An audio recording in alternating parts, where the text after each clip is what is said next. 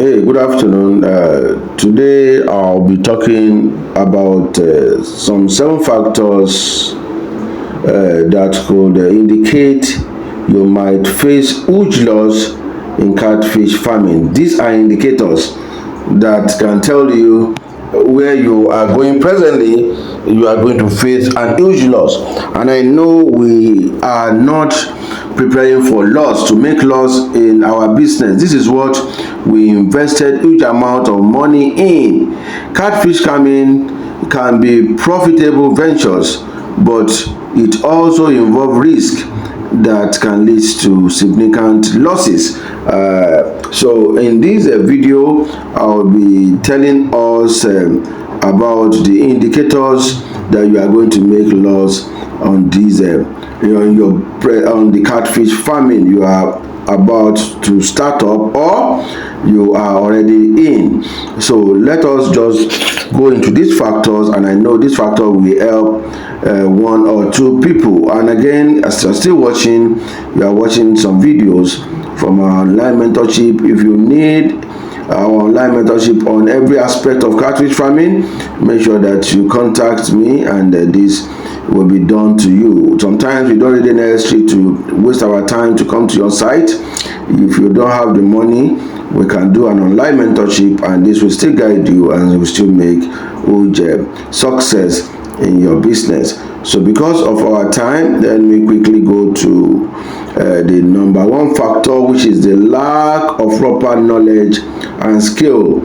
Lack of proper knowledge and skill. If you are not well versed in catfish farming, such as water quality management, fish health, feed techniques, and breeding, you are more likely to face high mortality rate and poor growth rate in your catfish. So it is advisable for you to have knowledge about the business. If you don't have knowledge about the business, you must get a mentor. You must have to spend some money to get a mentor to guide you through. Mentoring is one of the most advantage you can get in order to make good profit in catfish farming. Get a good mentor to mentor you through all the way. But if you think you want to be selfish, like some of farmers that I know, what they talk is that since you are just they'll just be putting feed and changing water, they don't have any problems. And fish farming is more than that. It's more than that. So these are the essence for you to know. Knowledge. If you are not knowledgeable enough, get a mentor. If you don't get a mentor, please don't start the business. The number 2 indicator is inadequate water quality management. Catfish require clean, well-oxygenated water to strive. Poor water quality, such as low oxygen level, high ammonia, or incorrect pH level, can lead to disease outbreak, stunted growth, and even mass death in the catfish. So from this point, you must understand some little about water management.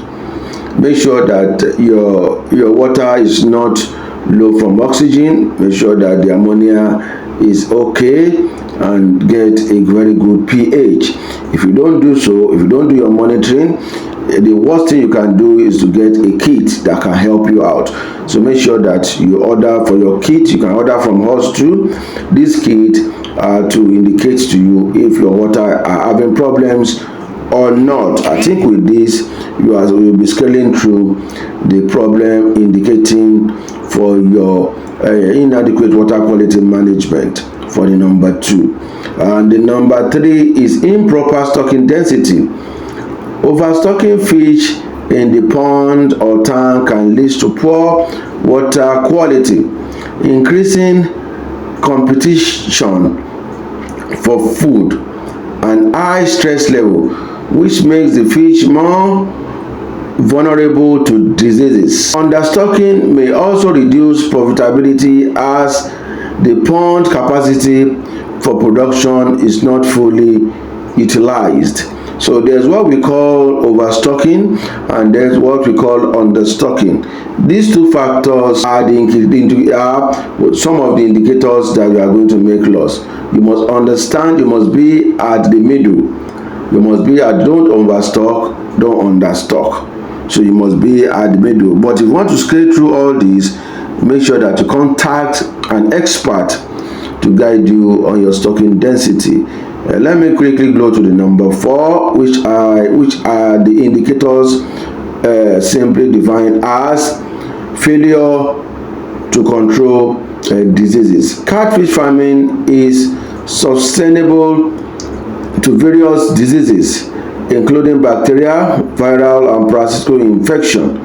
Without a good disease management plan, such as regular monitoring and, if possible, drug and correction of their diseases and quarantine procedure, disease can wipe out large portion of your stock.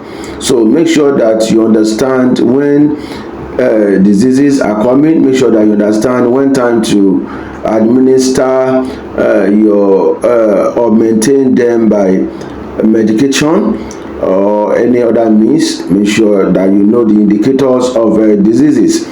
If fishes want to develop diseases, there must be an indicator the fishes will have given you before they start dropping. So make sure that you understand this.